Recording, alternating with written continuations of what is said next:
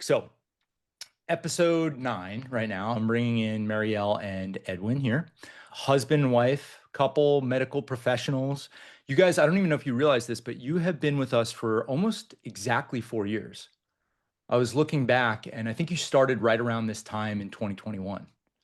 It's So, pretty amazing. I actually got an email this morning that said happy anniversary, happy oh yeah, GTS anniversary. Yeah. very cool. Yeah, I just looked up Edwin's thing and I saw like December, I think it was like yesterday, December 6th or something like that. So, yeah, pretty crazy. But huge strides. You guys actually, you both did powerlifting competitions at some point in time, right? Which is Hmm. probably outside of your comfort zone. If you were to Absolutely. talk to yourselves 4 years ago, I'm sure that probably wouldn't have been in this something that you've done. You guys recently built out a home gym to kind of offset some of your gym training. Edwin's Mhm. coming off like a super busy season of work, school, that kind of thing, right? So the last couple of years, time's starting to open up with you guys, and maybe start exploring things outside of your work interests, those kind of things that might kind of go down. So I feel like that'd be kind of a cool path for us to go down today. First, let's like kind of take back to the beginning. What interested you in us? Like, how did we even connect? Do you remember that whole story on how we all got together in the first place? Who pushed who into Yeah. this? So we didn't live in the South Bay until 2021 when we bought our house here. Mm, Prior to living in the South Bay, we were in the Valley. We spent like a year in Miracle Mile, like Mid Oh, yeah. Wilshire area. mm, Hmm. And we always knew that, well, I always felt weightlifting was a pretty valuable training modality, especially for smaller humans like us. Like we joke around all the time, like we're fun sized, you know? But in like healthcare, even like little things like moving a patient for someone like our size is so much more taxing on the body than like, a 6 foot person that doesn't even work out. mm. So like I always kind of valued the idea of getting stronger. And we found this, I'm pretty sure you know this couple, I don't think they're together anymore, but this couple that opened up a weightlifting business, very kind of more in the commercial like vibe of things, but they were called Lift Society. Their Live business Society, that's was, right. Yeah. yeah, yeah, yeah. They were, I say were because I think they split, but it was a couple that opened up a weightlifting gym, but it was very class based. Mm-hmm. And it's like squat racks like lined up, and they just tell you like the workout and you partner up with someone. Yeah. And it was like the closest thing we could find to like some sort of supervised compound like lifting. Yeah. Yeah. Uh, and that wasn't like one-on-one training. Just the Hmm. the step to that one-on-one was like a little too high price range for me to do that Yeah. all prolonged. Yeah.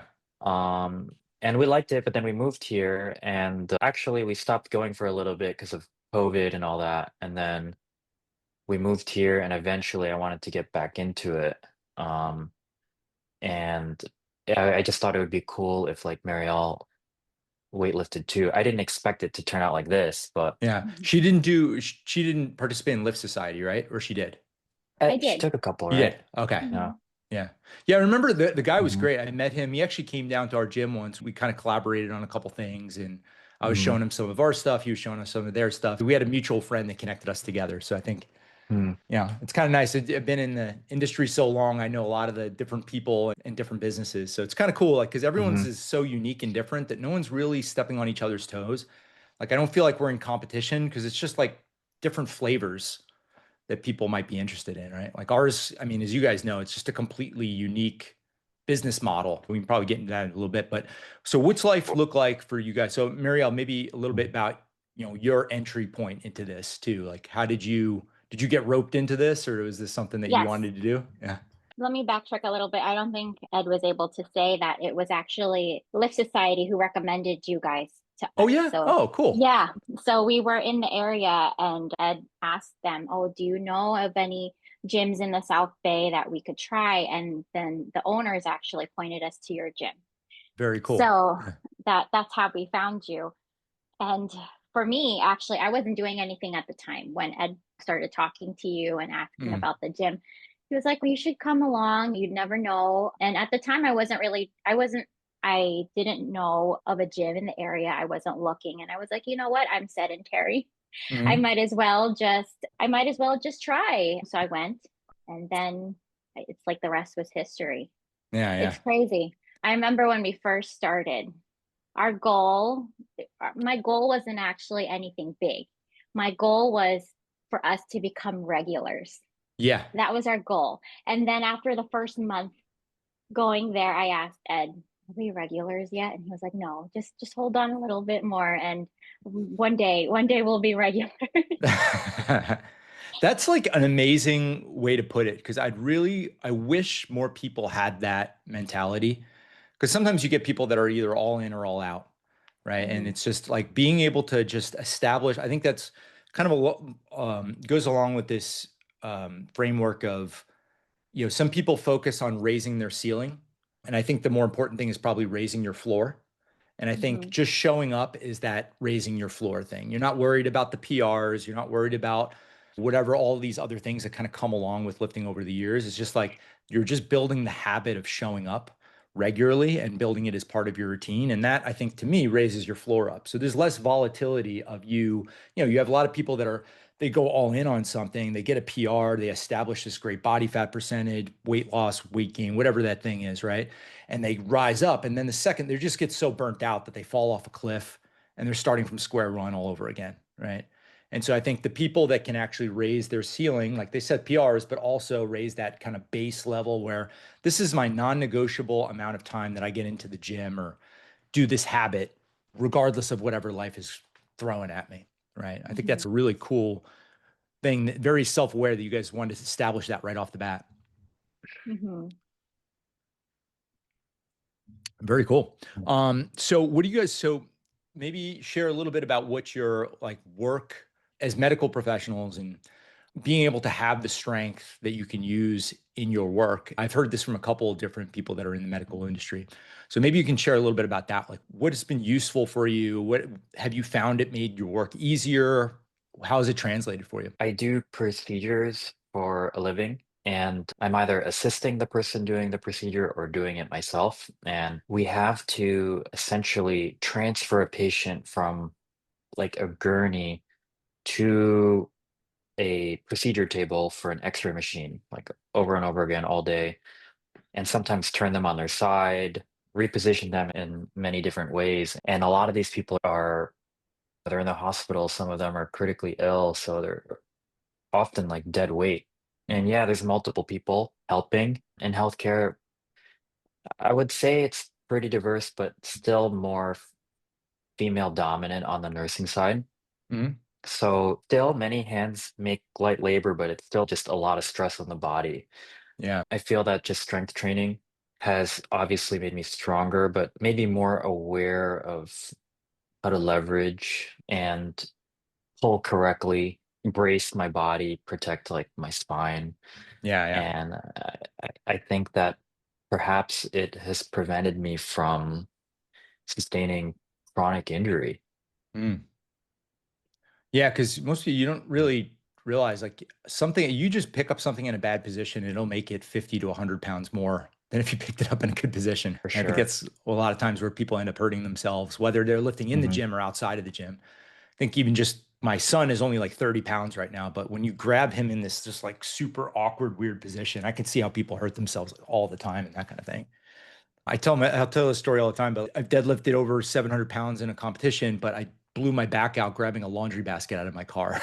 It's like things just like way been there. I was like, wasn't braced at all. I just kind of like tried to muscle it out and the thing just fried me out real quick. So it's funny how little things like that stack up if you don't build that awareness of what to do. But how Yeah, about you, Marielle? I was actually thinking about that, like in those moments where you're not even thinking, granted, when you start nursing, they teach you good body mechanics and everything. Mm, But sometimes when you're in the moment and you're like trying to rush to do something, you don't think. You just sometimes you reach down and try to adjust something and you're like, ow, I had poor body mechanics doing that. Sometimes it's just you just don't even think. yeah. But anyway, yeah. So for me, strength training was something that I wish I had when I first started nursing, and I didn't. Yeah. I was more of a yoga type person with like alternative ways to work out. I did pole fitness for a while. never did strength training when I first started. And I really wish my first job out of nursing school was actually on an orthopedic floor where patients would be getting hip surgeries, knee surgeries. And my job was to help get them out of bed for the first time after surgery. So getting them from the bed to the chair, even before they saw physical therapy. And it was something that, gosh, I don't know how I survived that job, not doing any kind of strength training. Yeah. And then a year after that, or I spent that was my first job. And my second job was labor and delivery. I spent 5 years working on that floor. And it's crazy how intensive it is, even though you have healthy moms coming in delivering babies. It's crazy how intensive the strength aspect that would take, because as the nurse, you're helping them push. You are also pushing gurneys in and out of the operating room. Yeah. And it was something that, man, I really wish I had that kind of knowledge before I was a floor nurse. And ironically, when I found you guys, I was already working as a case manager where it's more of coordination, coordinating patients to go discharge from the hospital with home health, skilled nursing facilities. I was already at a desk job. And this was when I learned all about strength training and all of that. And it's ironic, but still, it helped me because from being sedentary, from sitting all day, strength training really helped me for the pains I was getting from just sitting. Yeah, for So, sure. Regardless of what your career path is you kind of have to look at yourself as a professional athlete. And professional athletes, they're constantly in like repetitive use injuries, right? Because they're doing the same thing over and over again. So their strength training routine or their routine outside of their sport needs to be like corrective and create some balance in the system, back in the system, right? So if we're always sitting here and all of these muscles are active all the time, you just take the shape of the thing you spend the most time in, right? So a mhm, lot of it I've just found over the years is we're just constantly getting people to open up the backside. All the stuff that they don't see on the back is really the key to a lot of everyone wants to train the front because that's what they see, right? The guys always want to train the pecs and the biceps, those kind of things, but all the strong stuff that supports you is all in the back. And that's all the stuff that's weak. So being able to correct that. But I can't even imagine. I was thinking you just jotted a memory back to when I had my heart surgery, my open heart surgery. And I remember them saying the day of, I was just all strapped up and I was like, I'm fine here. I don't know how people even get out of this situation, to be honest with you. And they're like, oh, no, you're going to stand up today. And I was like, no, I'm not going to stand up. There's no way you're getting me up out of this bed. They're like, no, we're going to try it and we'll see what happens. And then we'll put you back in if something happens. And I was like, all right, cool. They stood up. My blood pressure dropped like that. oh, I went like eyes closed almost immediately, just the tunnel vision. And then like I had six people throwing me back into a bed. And I think at the time I was probably maybe 210 pounds or something like that. So these people just got 210 pounds of like dead weight mail that they had to throw back into bed. So I can't even imagine like what they went through, especially if Yeah. they had no skill or training on that stuff. Or yeah, it's crazy. I think if more people thought about their jobs as their professional athletes, I think about it because I'm on my hands and my feet every single day. I can't afford to get injured anymore, especially even as a parent now too. I can't imagine being in a cast or being like I can't use my one of my legs. I pull a hamstring or something like that. I'm like I got to chase my kid upstairs. My wife's going through that now. She just got out of surgery. There's nothing she can't pick anything up. So there's nothing she can really do. Like I have to do all the labor for her in terms of our son right now. So it just shifts a lot of the work onto your partner quite a bit. yeah. But cool. So what's it like? So do you guys, what's your typical routine? Do you guys train together? Do you train separately? Mixture of the two? Again, you built out the home gym. So what's routine look like for you now? Because you both have really busy schedules. How do you fit it in? How many days a week do you train right now? What's your minimum, maximum? What's your goals? Those kind of things. Maybe Edwin, you want to start us off? Yeah, sure. So I'm on like an AB optional C program, C being like more accessory focused. And what I've been doing that's been working, I'm only like a few weeks in since I built out the home gym, was I split the C workout because that one's a little bit more fun, like Hmm. with a mirror. Yeah, yeah, And I do that over 2 days, do a lot more working sets but I do that over 2 to 3 days. And I do like mini workouts in the morning before work. I try to just spend 25 to 30 minutes in the morning before work. And then I try to go to GTS coaching twice a week to do the workout A and B. Yeah. For Um, technical stuff. the more technical stuff, the heavy stuff. And then I try to sprinkle in like long walks throughout the week. I walk a lot in my job. I'll try to walk, maybe jog, and I'm trying to learn golf. So in terms of Nice. just somewhat cardio in between, those are my what I'm doing. Good, good. And it's been working for 3 weeks. Good. Now, Yeah. would you say are you able to do something active every day, or are you in an every other day thing? What's your breakdown during the week? I would say s- on average something active 6 days a week. Nice. Yeah. That's great. Good for you. Yeah, I think Yeah. there's that we always talk about that like 10 or more minutes of some type of intentional training daily. Break it into four buckets. You've got your resistance training bucket, which could be your strength or accessory work, some type of muscle building or strength type thing. Or calisthenics maybe might even go in that bucket. Mobility work or recovery. You got your conditioning work, so maybe your walks, sprints, runs, those kind of things. And then you touched on it a second. I call it like athleticism. So that other box, I've neglected it over the last probably 10 years just because I've been working in a gym setting. But bringing that kind of thing in, like some type of either sport or something like maybe a sprinting, jumping, like change of direction, getting into all those like weird patterns that you don't normally get into that the sport usually takes care of when we're younger, but we just don't get into it. So I'm bringing that back in, which is actually the whole reason why I got into this in the first place is I wanted to work with athletes and be a strength and conditioning coach. And I pivoted into a different direction because most of my people are either working desk jobs or they're not athletes right anymore. That kind of has shifted out of their life. But now I think of it differently now, especially as parenting and our jobs, right? I think of us all as athletes in some way. And we really need to bring all aspects of this back in some capacity. But Mm. how about you, Marielle? What's Yeah, your training schedule look like during the week? I go to GTS twice a week, Yeah. every Monday and Thursday, and the coaches know this. Dennis, after when he leaves for the day, he tells me, "Oh, see you Monday or see you Thursday." Yeah, yeah. They know. So you're super routine on yours. I'm very routine. And then occasionally, if there's a random day that I can't make it, I'll go one day a week with Edwin to the gym. Mm, nice. And then on the other days, I'm trying to get better at cardio. So Nice. I have downloaded actually Couch to 5K. So twice a week I try to run. And then one day out of the week I do hot yoga.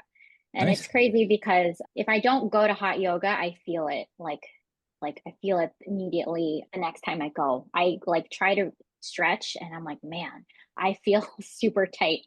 It's actually really great in terms of recovery for me, but Yeah. also super humbling because all of these yogis really can put me in the dirt. The strength that they have there and like different modalities, different training modalities, it can really humble you. Oh, yeah, for sure. Hmm. I found that a lot of times, at least in Pilates, I find that strength training makes you better at a lot of things, but sometimes it's not like the other things don't necessarily make you better at strength training. It's kind of Hmm. an interesting. That's why I think it's like a great base. And I think what you guys are doing and what we've just found over the years is most people have about the mental and time capacity to get about 2 days a week in the gym. Right. And so that's why we focus. I don't know if the background of why we focus the workouts around that. Like we hit pretty much all the major movement patterns in those 2 days: squatting patterns, pressing, pulling, deadlifting, some type of hinging, sprinkle in a little accessory work like the detail work if we can. But then this way we have at least if you only got in the gym 1 day a week, we've hit just about everything in your body at least once. If you get it twice, great. If you're able to get it 3 times and we sprinkle in some accessory work, 4 times, great, whatever. But usually 2 to 3 times is a sweet spot for most people. So you can get in those other things in your life too. So the gym isn't consuming you. But yeah, you guys built out like a pretty good, so it sounds like you're both training about 6 to 7 days a week or some type of physical activity every day. Yeah, Trying to. at the very least, a walk. If nothing else works, we'll Yeah. do a walk. And then for me, if I can't make it to any of the other things, like if I can't run, if I can't go to yoga, at the very least, I need to go to GTS twice a week. That's my very baseline. Yeah, yeah. That's So awesome. So I would consider the two of you regulars now. I think we so. reached our goal. When did we give, I don't even remember when we gave ourselves that credit. Was it like month 3? The I badge. don't know. I I don't don't remember, but know. I remember like we were talking about it one time at dinner. I'm like, no, I think we're legit now. Yeah. Like I like accepted it. Yeah, for sure. Now, what about the competition? So I feel like those that was both outside of way outside of your comfort zones. I think Marielle actually got into it first and then Yeah, roped you in later. So you got your meathead wife over here wrapping you into the powerlifting competition. that's one way to frame it, but the way Yeah. I see it is I sent her into battle first. Okay. She was the human So shield. yeah, you got to feel it out, send some recon. But Yeah, yeah, what was your expectation going into it versus the reality of that? Because we used to do a lot of competitions over the years because I think there was a lot it wasn't as packed as it is now and I think there's a couple like really great facilities that I like taking people to that it's not as meatheadish and friendly environment. The music isn't like too intimidating so I can bring like your everyday people. There hasn't been one of the facilities the Mission Fitness place that we used to go to for the awesome facility. They didn't do a competition this year, unfortunately. Bummed. I need to reach out to them about that. But yeah, maybe what was your expectation going into it versus the reality? And how did you feel about it? Was it something you do again? Maybe talk a little bit about that. I'll go first since I went first. I was Mhm. the human shield. Yeah, yeah. So this was something completely out of my comfort zone. Like, as you may know, and some like people at the gym may know, I'm like an introvert. Like Mhm. that is completely that's not something that I would ever dream of doing. Mhm. But you really encouraged me to do it. And it started something in my head thinking, what if I really did this? What if I challenged myself? And this was something that I had never challenged myself to do before. I have never competed in any kind of athletic competition. I was not in any competitive sports in high school. And I said, this is something that I have to do for myself, no matter how daunting it is. And I remember you telling me, it's like people.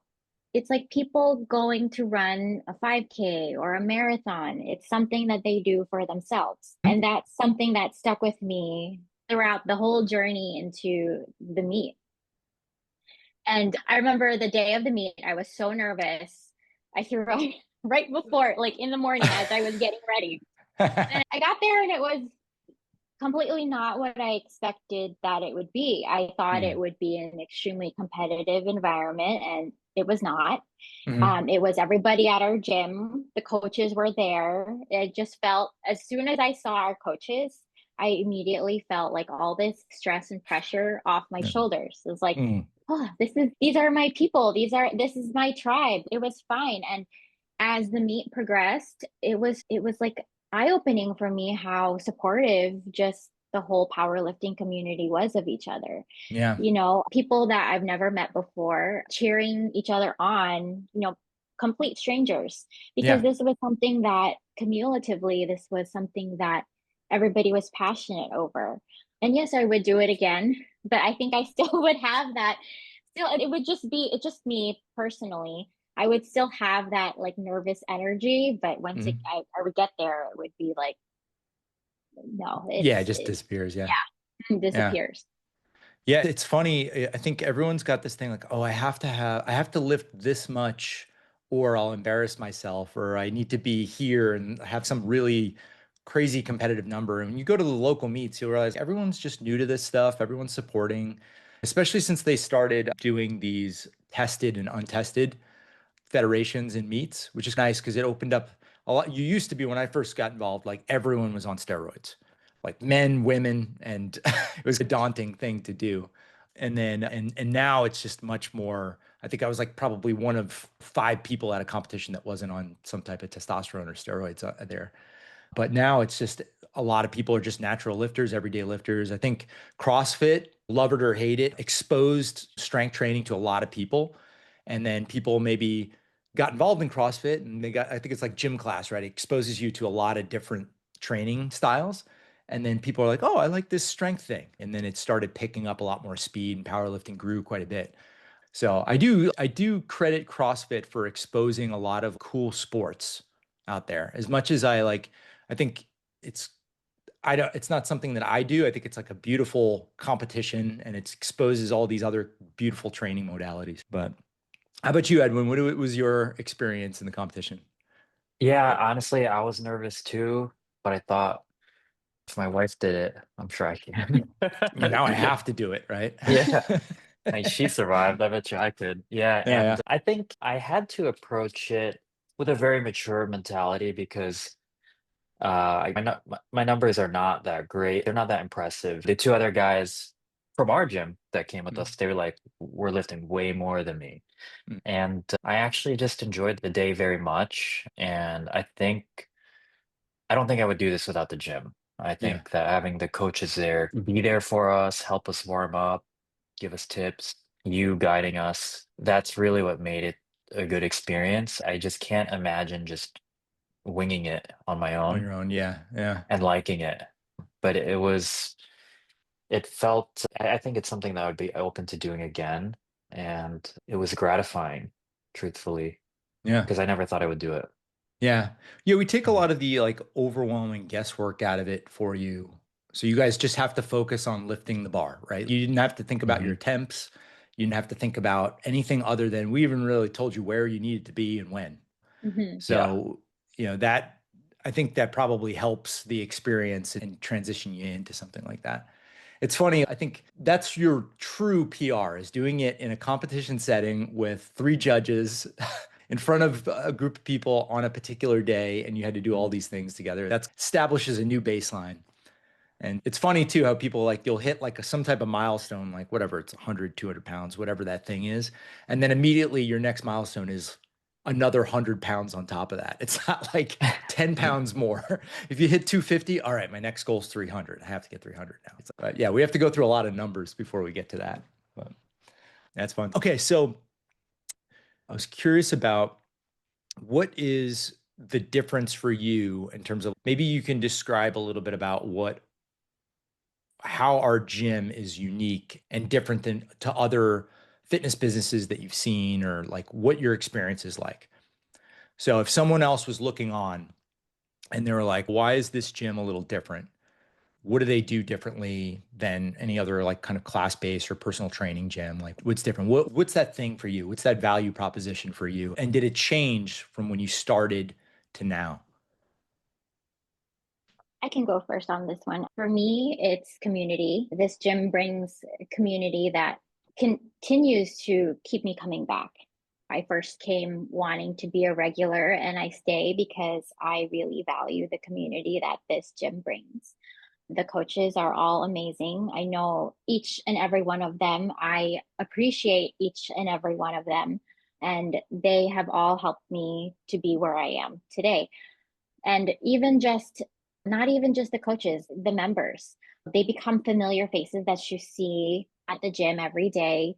Strike a conversation with them, they remember you. They're familiar faces. Even outside of the gym, that the community that you created through circle is, everybody is not really, yes, holding each other accountable, but definitely supporting each other. I don't see that in the gym, where Yeah. it's a community within the gym and also without the gym, through the circle app, people rooting for you, rooting for you just through life.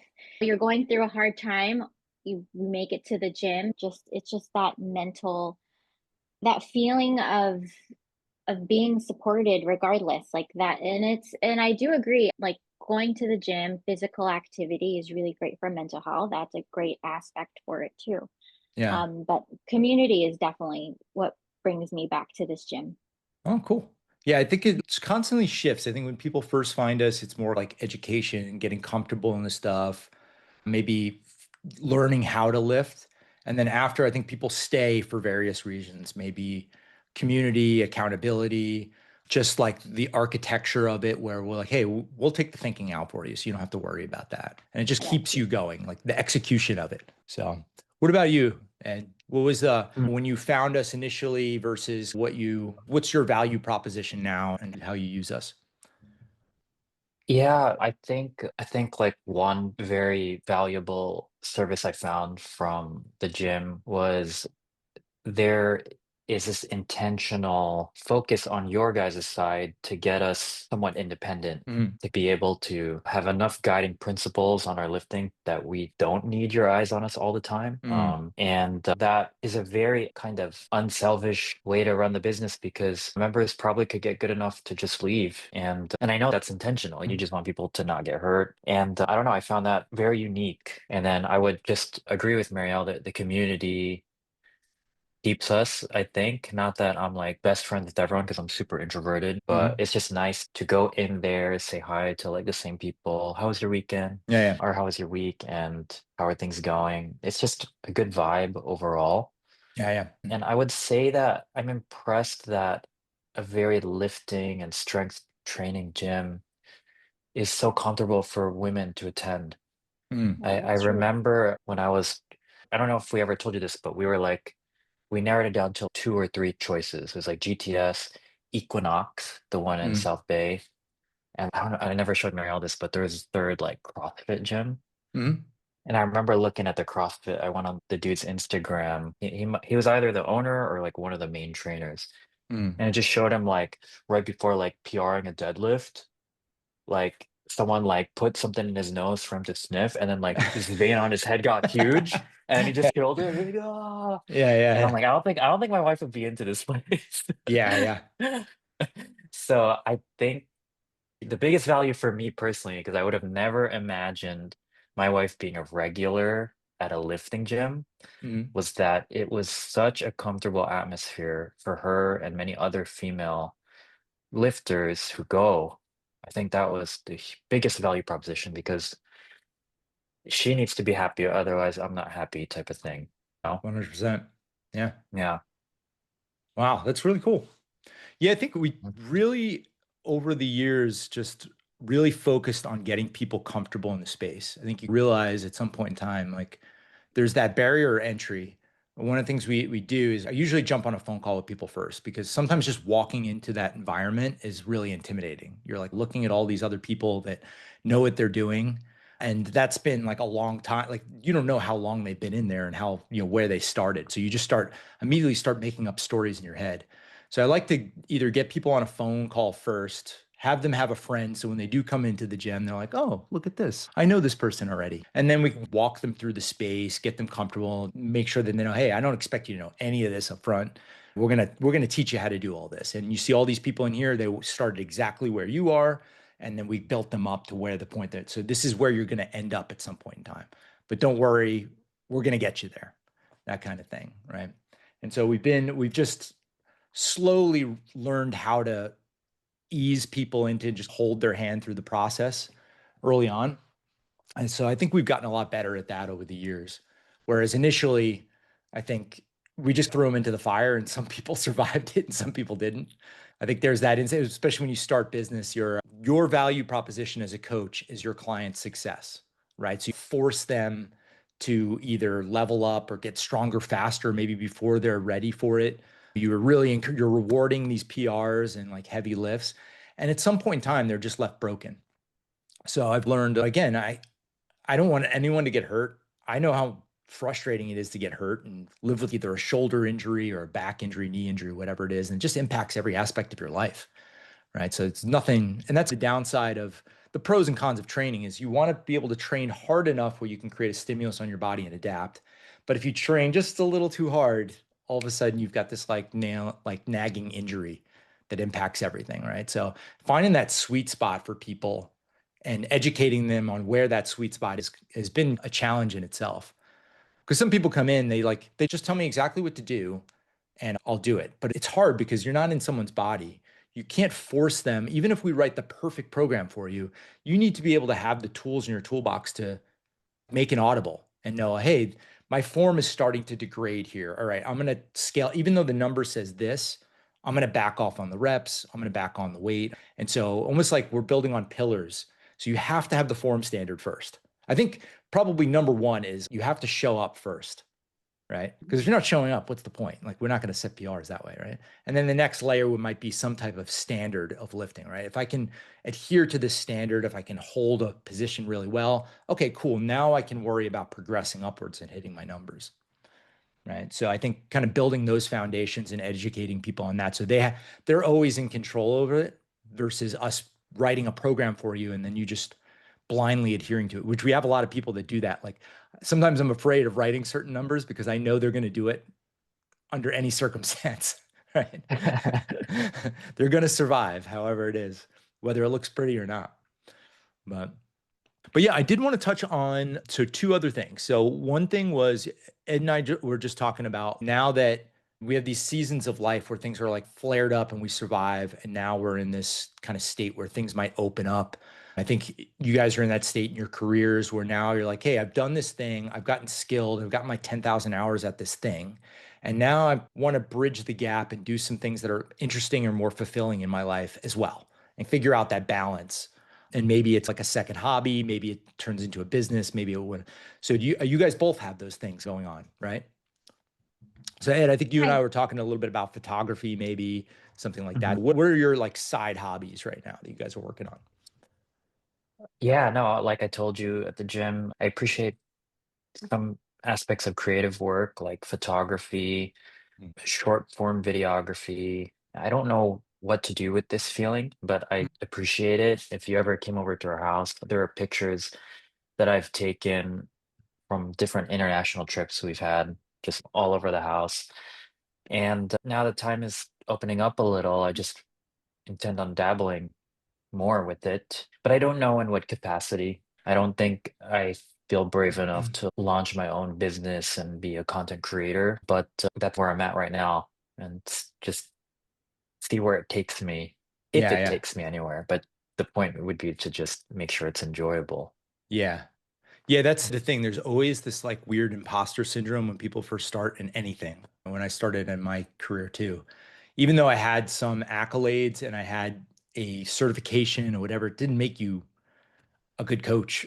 So I think part of the challenge of it is to just consistently take action and do things, even if it's for free initially, right? To get your 10,000 hours. And then eventually you get your 10,000 hours in this thing and you're like, oh, okay, I can help someone solve a problem.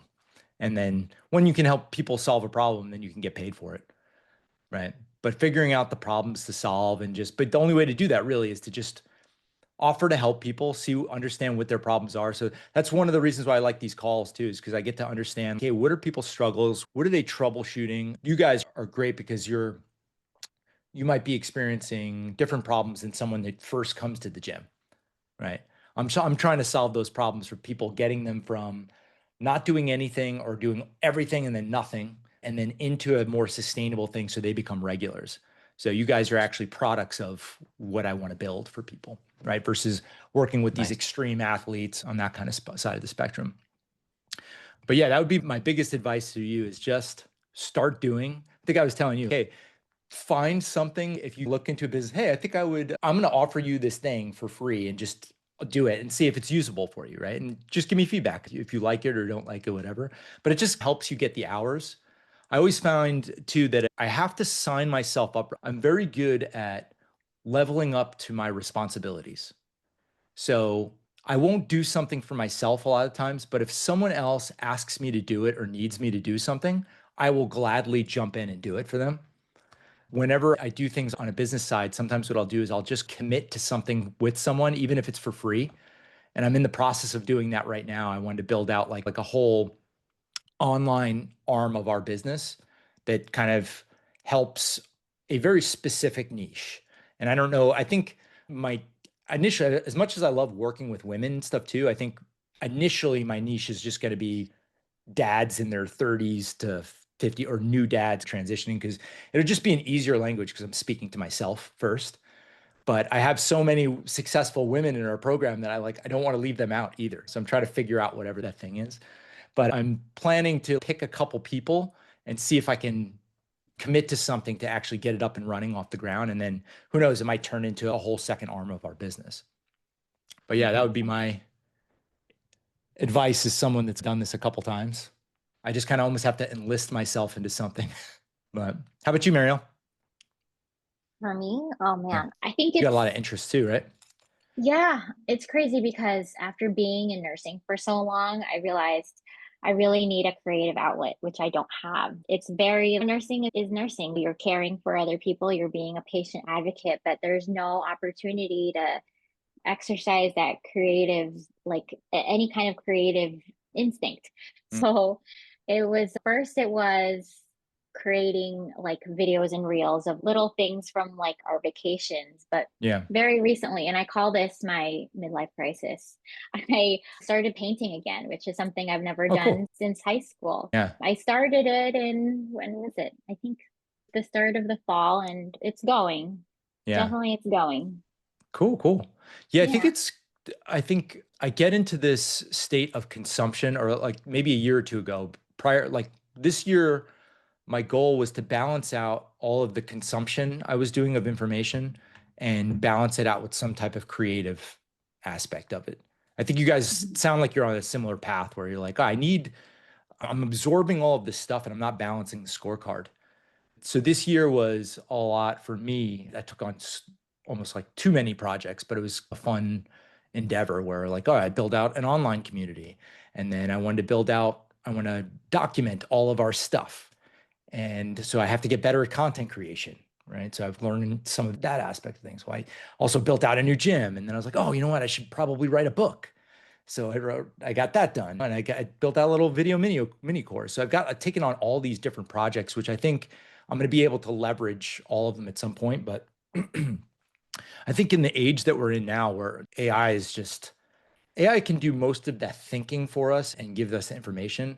I think what's going to be missing for us is the human component. People are going to crave that again. The accountability of the community, I think, is going to be something that we all can leverage and solve for other people, is getting them like feeling connected again. Some type of creative endeavors where you're not like, you can actually either create something on your own without AI or leverage AI to create something cool too. But trying to figure out, I think the hard part is there's so much information out there and there's so many directions that you can go, that I know even for myself, it's hard to narrow down my focus into like, all right, what's the one thing that I'm going to do today? Or what's the one thing I'm going to work on this month or this year or whatever it is? Because your attention is just split in so many different directions. So you guys feeling that too? Oh yeah, for sure. Yeah. And a crazy thing too is there's just so much information out there, and some of them are like completely contradictory, Mm, especially when it comes to like fitness things. And being in this community for so long, you're like, where did these people get this from? Where did they get XYZ from? I'm at least glad that I've been in it to weed out, okay, this, what is this influencer trying to say? I don't think it really applies yeah. to this lifestyle. Yeah. So, Yeah, I'm trying to like, I think my focus, other than building like an online community as well, that kind of mirrors our in-person community. So this way people can build, I think the theme has been helping people build independence and work on their own flexible schedule versus I have to be here at this time and the coaching hours is here and I have to rearrange my entire day, whatever. I want to be able to give people independence to be able to train anywhere, anytime, any place, mhm. still feel connected to people, still be able to get their questions answered when they have very specific. I don't want you to have to wait to get your answers, right? I want to be able to Yeah. get them very quickly to people and answer it in a very, doesn't hold you up. Because I think taking action is hard enough. The second people get into that state where it's like, here's a barrier, they just stop. And you're like, oh, I'll just wait until I get the answer. Hey, what if we can get that answer to you really fast?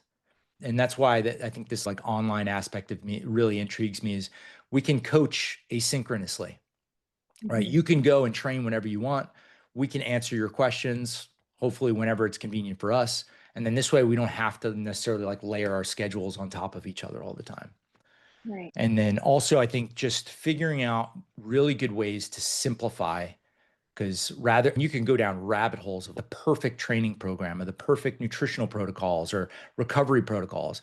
And sometimes like people just step over dollars to pick up pennies.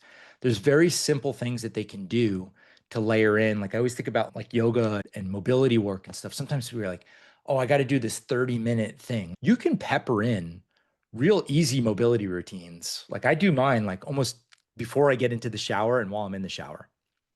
I do some of my shoulder while my shower's heating up. I kind of work on some of my shoulder stuff. While I'm in there, I might work on some of my wrist stuff and I just layer it into my day versus having to carve out like this hour thing where I need a yoga mat on a floor and follow a video or go to a class or something like that. It's like, how do you pepper in these little things to keep you moving? And what are the simplest things that you can do on a daily basis that just like builds in systems so it's just effortless? So that's been my focus for this next year. But got a little fly in my face. But cool. Just to wrap this up, you are, let's say, you are talking to your former selves or someone that's on the fence of starting some type of fitness journey or strength journey. What are the 1 to 2 words of wisdom that you would pass on to those people or your former selves when they're like just getting started or things that they're thinking about? What would be your advice?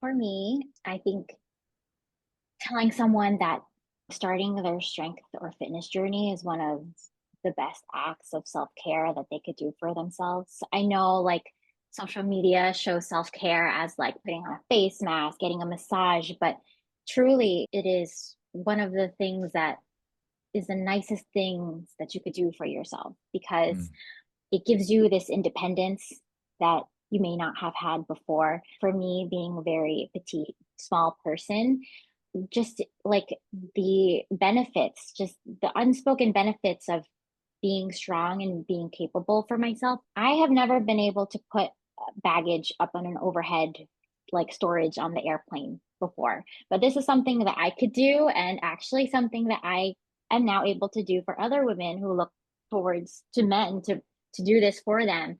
There was yeah, one time I was on the airplane and I was like, "Hey girl, I'll do that for you." Put her baggage up in the overhead compartment and I felt so proud of myself. And yeah, that's yeah, just one of the small things that strength training has given to me. It's self-care and it's a way for me to be independent in ways that I've never had before. very cool. That must be super empowering. Oh yeah, so I've heard empowering. that story so many times is the putting baggage over for women specifically. I can't tell you how many times I've heard that thing when they're so proud of themselves. Like, hey, I went on vacation.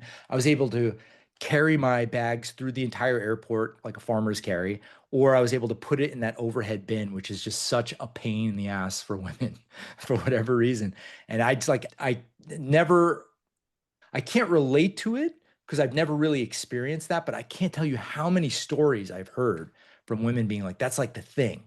Very Yeah. cool. I used to be, that was the number one thing I was scared of when I was traveling. I would dread putting things in the overhead bin. And now it's not an issue for me anymore. Yeah, cool. So, how Yeah. about you, Ed? What's your advice to your former self or someone that's getting started? Yeah, to my former self, I would just say that look at this as an investment in yourself. I would say that this may be boring advice, but it almost is like a 401k where Mm, you really invest in yourself or in this plan early on, and you will see the compounding benefits way later in life. So every now and then you see that 70-year-old that looks 50, yeah, and you know that this may be one of those, I think. I think yeah. people maintain their bone density, their overall cardiovascular health through multiple things, but I think strength training research has shown, I think, has been a huge part of how people maintain their health into their later years. So I think someone like me in the past who's very data analysis paralysis kind of type of person and Mm, trying to make a big decision, that's what I would tell myself. yeah. Yeah. I think you nailed it with the retirement thing. I think sometimes I call it my day traders versus the people that are investing into your, Index. yeah, your index funds, right? Yeah. It doesn't take most of my work. I was looking at it because I have this like little tracking system that I do. partially to show people, hey, what is the effort and what is like my consistency, so you guys can get a window into that stuff. And one of the things that I do every day is I just kind of rank my workout on a like a 0 to 5. 5 being like game day, like I just pushed it to, and 99, like 90% of my workouts are a 3. In the middle of the road. I go in there, I check the box, I get my things. Sometimes I get an extra rep, sometimes I get a little more weight. Sometimes I'm literally just surviving and just like getting a set of each thing to just get in and out in 20, 30 minutes. But I just keep this momentum going. And I watched this video the other day. It was like this guy from the 1980s, Brian Tracy. I don't know if you've ever heard of him or seen like any of the motivational videos, but he talks about the number one thing of successful people is they're unstoppable. And it's really just essentially a sexier word for consistency. Is it's not the most intense. They're just continue getting back up. And when they fall, they just keep moving. And you fail, you're moving forward, you're failing forward. You're not afraid to fail. You just keep on moving forward. And I think those are the people that's what I'm trying to instill, I guess, is like that, what you guys are doing, like the being able to show up, becoming regulars, which I think is like just a perfect, I'm so glad you said that, because I think this is such a great way to put that. I'm so glad you guys thought that way when you were coming in. But okay, yeah, so I think it's been about a little over an hour now, actually. I don't know. So thank you so much for doing this with me. This is really fun. I think people will get a little bit out of this.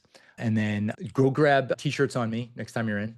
Appreciate all of your time. Yes. Thanks Date for night having t-shirts. Yeah. Like So, the crop top for me. yeah. Yeah. The sleeves, just detachable. Yeah. Right. Yep. Cool. All right. Well, thank you guys so much. You're amazing. Love you guys. Thanks for supporting our Thank business over the you. last 4 years too. And Of course. congratulations. Happy anniversary. So, Thank you. Thank you. all right. Have Okay. a good one. All All right. You right. too. Bye, Bye. Jason. Bye.